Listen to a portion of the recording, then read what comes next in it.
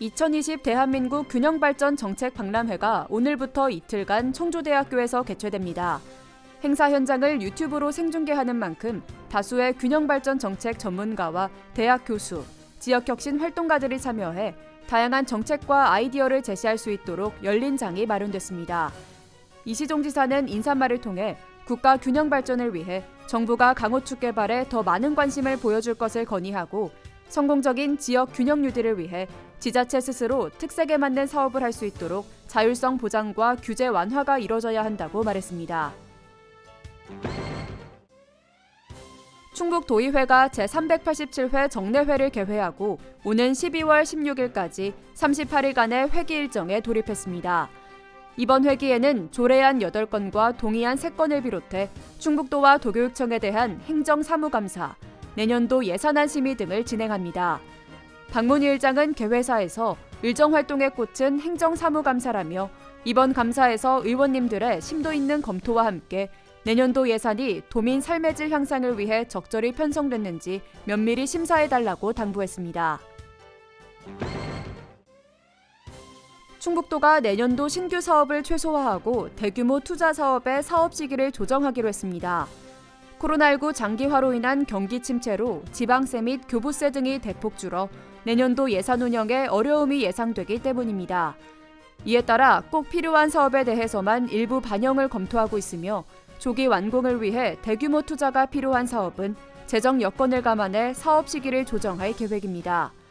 도는 사업을 조정해 마련한 재원으로 도민 생활 안정과 경제 제도약을 위해 시급한 사업을 최우선으로 반영할 방침입니다.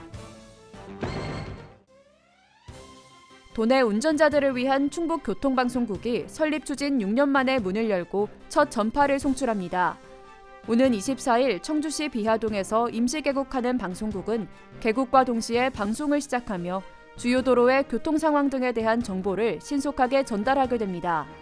한편 청주 밀레니엄 타운 내 방송국 청사 신축은 순조롭게 진행 중으로 오는 2022년 상반기 준공한 뒤 같은 해 7월 정식 개국할 계획입니다. 충북도가 산불 예방과 미세먼지 저감 등을 위해 생활 폐기물 불법 소각 근절 대책을 추진합니다.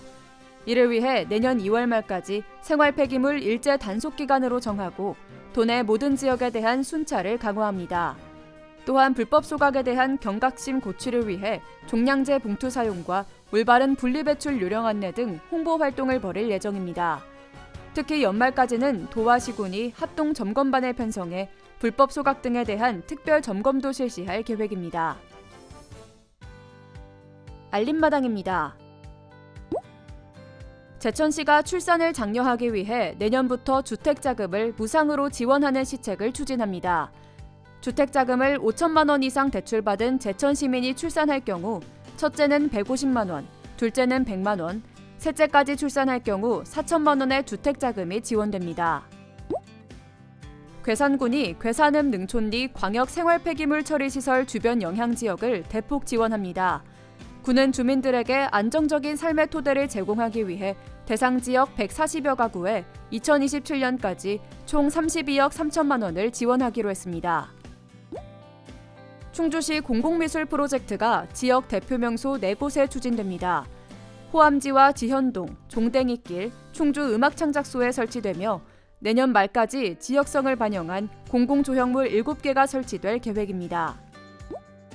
청주시가 다양한 가족 형태에 맞는 복지 서비스를 제공하기 위해 모충동에 가족센터를 착공했습니다.